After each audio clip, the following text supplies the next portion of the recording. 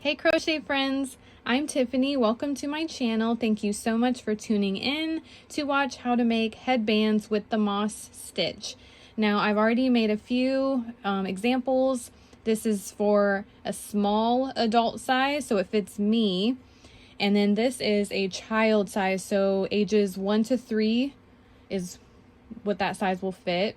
I will have a couple more sizes in the description below, so go check that out. And for this stitch, all you're gonna need is a 5mm H hook, a needle, and scissors, and then whatever yarn you would like to use. I stick with medium weight yarn. So I will walk you through how to make the newborn size. So again, this is for a small adult. Fits me beautifully. And you'll see how to get it to do this twisted effect. It's so pretty, so easy. This is the child 1 to 3 years old size. Super adorable. Love the moss stitch. It's a beautiful stitch, easy stitch. All you need to know is single crochet and how to chain. So let's get started. I'm gonna use like a baby pink since I'm gonna make a newborn size. And to begin, you are going to start with a slip knot. So if you don't know how to make a slip knot, you give yourself about 3 or so inches. Just put your yarn in this position, and then I pinch the yarn with my left hand between my thumb and pointer finger and my pointer and middle finger. That's how I hold the yarn with my left. And then with my right, you're gonna make like a little heart with your thumb and pointer.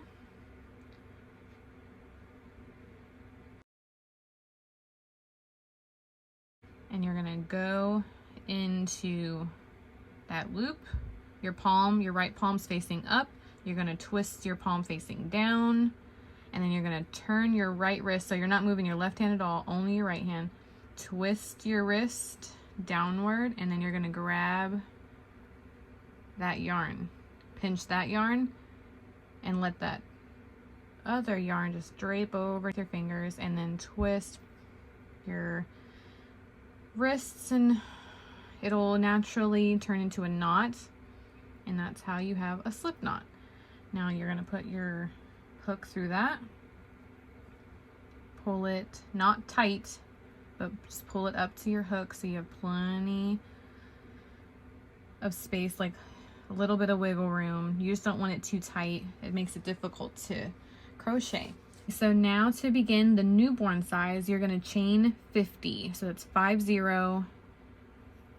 That's how much you're going to chain. If you don't know how to chain, you're going to put your hook in front of the working yarn, wrap the yarn around one time, and then the little loop, the space that the loop on the hook makes, it's like a little teardrop, go through that. Just pull that yarn through, and you made one chain. It's going to look like a chain. It's going to just look like a teardrop loop.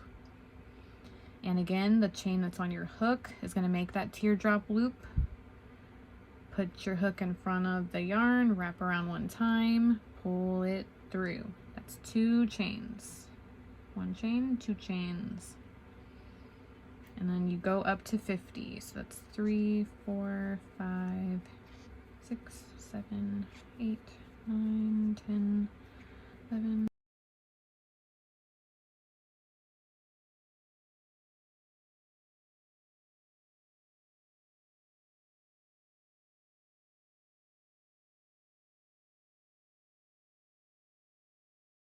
47, 48, 49, and 50. Okay, so I have my 50 chains, and all you're going to do is add 1 more. So you will have 51 chains, because that first chain is going to be like your turning chain. So to do the moss stitch, you don't count the chain that's on your hook or the loop that's on your hook. Skip the first chain, go into the second chain, and you're gonna do a single crochet. So if you don't know how to do a single crochet, just go into that top loop, wrap your yarn around like you were gonna be doing that chain. You have 2 loops on your hook, wrap your yarn around again, go through both. You're gonna chain 1. You're going to skip a stitch, go into the next, and do a single crochet. Pull up a loop, 2 loops on your hook, go through both, chain 1. That's how you do the moss stitch. It's a single crochet, chain 1, skip a stitch, go into the next, single crochet, chain 1, skip a stitch, go into the next, single crochet, chain 1, skip a stitch, go into the next,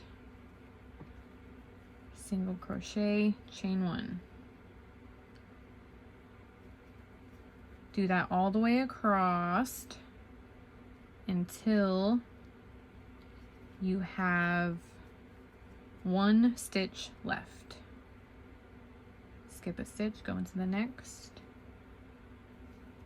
1 single crochet, chain 1.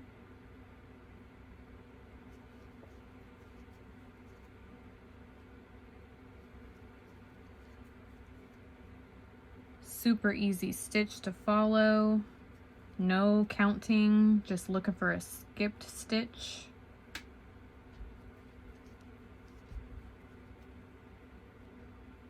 No reason to yell at your fam for interrupting your stitch count, having to start over. There's nothing like that needed. Super beginner friendly. You can use it in so many different projects. Pillows, scarves, blankets, hats, headbands, obviously.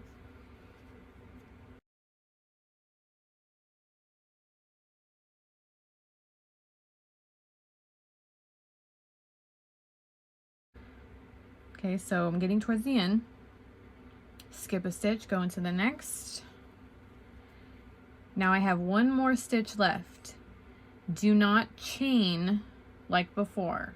You're just going to go into that last stitch and just do 1 single crochet.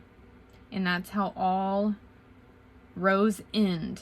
It's the last 2 stitches are just single crochets. No chain between them. Now chain 1, turn your work. Remember how you chained 50 and then added 1? That's why, because it's a turn chain. Now in that first stitch, you're gonna go in, do 1 single crochet, chain 1. And unlike the previous row, you are going to now find those chain 1 spaces. They're difficult to see at first till you get the hang of what you're trying to see. You don't have very many rows to go with, but that is a single crochet, that is a single crochet. It's going to be in between them. It's going to be in the middle. There is a hole there. Look for your V's. Those are those single crochets. Just look between them. And then you'll start seeing holes a lot easier as your work comes along. It's just the beginning is a little bit difficult because you just don't have much. So that's my first chain space. That's a single crochet. That's a single crochet. There's my chain space. Go into that and do one single crochet. Chain 1. That is that's a single crochet. That's a single crochet. It's right in between them. Go into that space. And this is how they are offset from each other. That's how you get that look, by going into the space, the chain 1 space, not a single crochet. So there's a single crochet, there's another one, there's your hole. Go into that and then just go all the way across till you get to the end, and that's when you should have one stitch left. You will not chain one, you just do one single crochet and then another one single crochet. It gives you a little bit of structure on the end of your rows by doing a single crochet right next to each other without creating a chain space like hole, essentially. Whoops.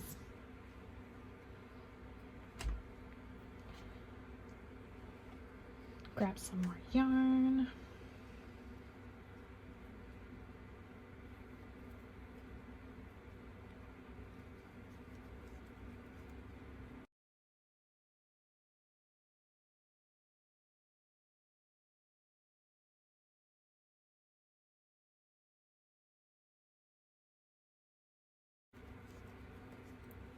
Okay, I'm getting toward the end, looking for my chain one spaces.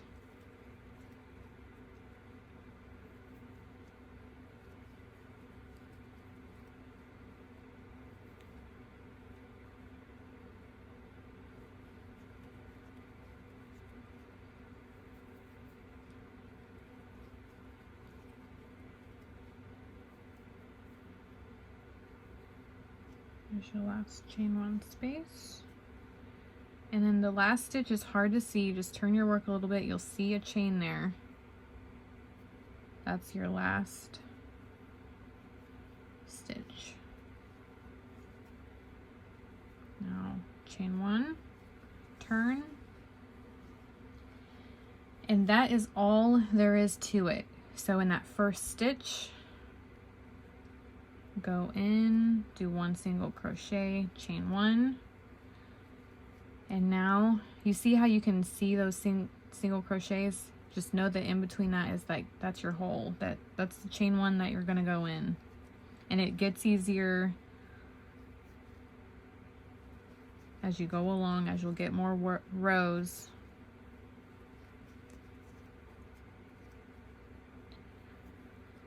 So this is row 3. You're going to crochet 11 total rows in the end for this newborn size. So this is row 3. You already did 2 rows, so you're going to do 9 more rows.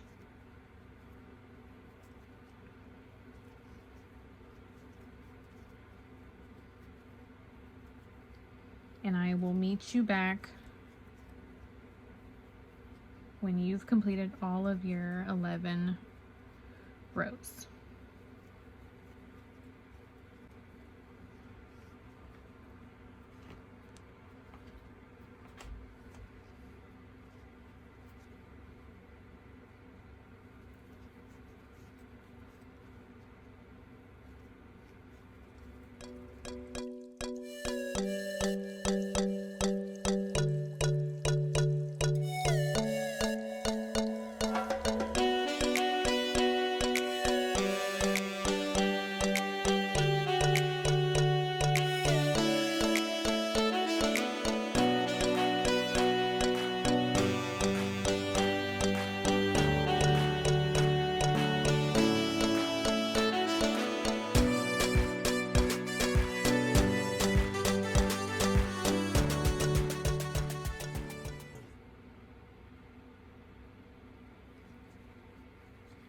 Okay, so I'm getting towards the end of my 11th row. I have one more chain space and then one last single crochet. Pull your yarn through a little bit because you're all done crocheting, at least.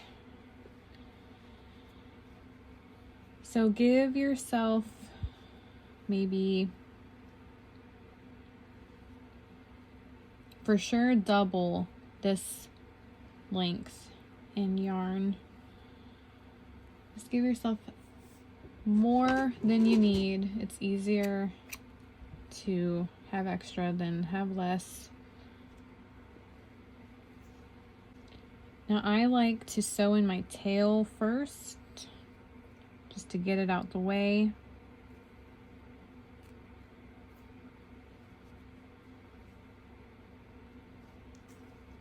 Just kind of wherever, however you want to sew it in, just as long as it's weaved, woven.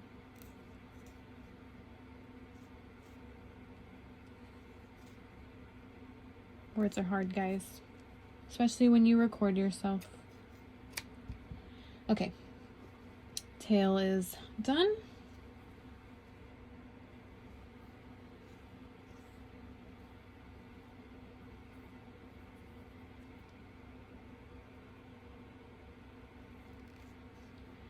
Now what you're gonna do is you keep your work in this position where your yarn is to the top left. You're gonna fold it like Pac-Man. You're gonna take the other side and fold it as well, like Pac-Man. And you're gonna mesh them together in a little Pac-Man sandwich.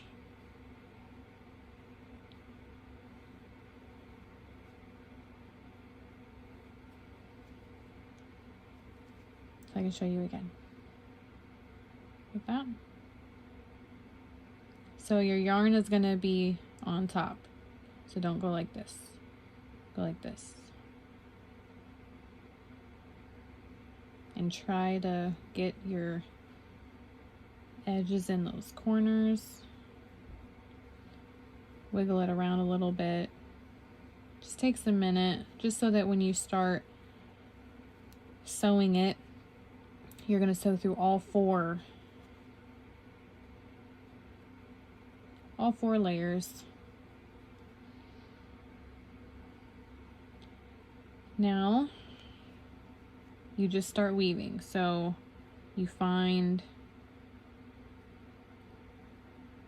a loop to go in all four.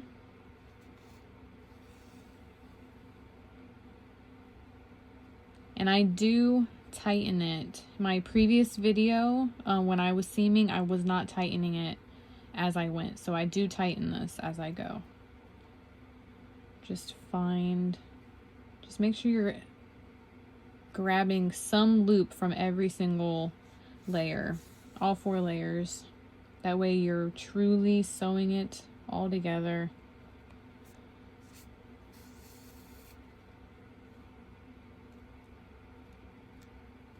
Hopefully you can grasp what I'm doing. It's hard. I just see the way that it looks on the video, and sometimes it's harder. Maybe it's the yarn I use. It's like a little bit on the fuzzier side. Some people use like the super pretty kind of yarn. Maybe easier to see what they're doing. But you get the idea. As long as you're going through all four those layers and then just make your way back so it's nice and secure.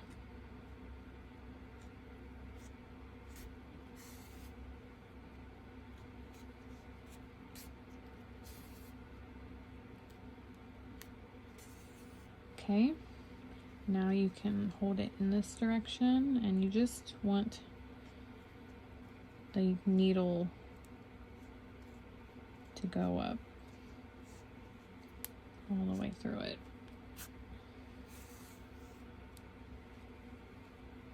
And you can keep going. Just know that the more that you do it, the harder this is going to get. It's going to go on a baby, so keep that in mind.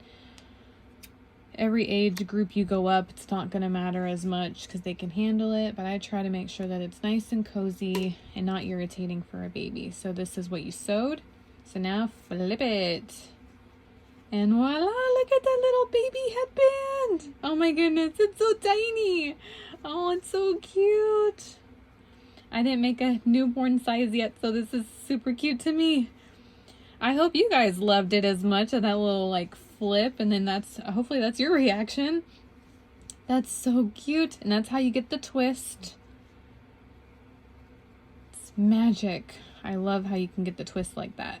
So this is how you do the moss stitch, and then you can't see a seam because that's the way that you seamed it. So now, instead of some headbands, maybe there's like a seam in the back, there's nothing, because this is the seam and this is the Q part. So hopefully I explained all of that really well so that you guys can get to making many, many, many headbands for future gifts for people. So cute. Okay, so just to recap, this is the newborn size we did together. This is going to be the toddler size, age 1 through 3. And then this is the small adult size. So this fits me. And then in the description, you will find all the other sizes. You'll find the child / preteen, because this is a tad small for that. And then this might be a tad too big for that age group. And then you'll also have 2 more adult sizes, medium and large, for people who might not be able to fit this size. And that is the sizes that I've come up with so far. So you'll find all that in the description. You can find the infinity scarf, how to make that with the Suzette stitch, my first video. That will also be in the description. If you wanted to add rows of different colors, maybe closer color changes than this, because I mean, you're gonna get one color, so you'd have to make every couple rows a different color. If you need a walkthrough on that, I went over that in the Suzette stitch video.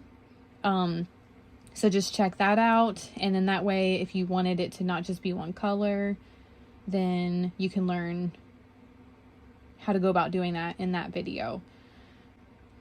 And then be sure to find me on Facebook if you made any of these sizes, if you made any of the sizes in the description, any other colors, go for it. Tag me, the Crochet Garden Repeat, also on Facebook. It's the exact same page. Show me everything that you've made, how it went, if there was anything difficult. I hope not. This is really, really easy, but if it was, let me know and I'll walk you through maybe what was difficult for you. Keep a lookout on my next videos. Like, subscribe, share it, hit the bell if you need a little ring-a-ding-ding so that you'll know when I post something. Whatever you feel like doing, I would love it. I would appreciate it. And happy crocheting. Bye, crochet friends.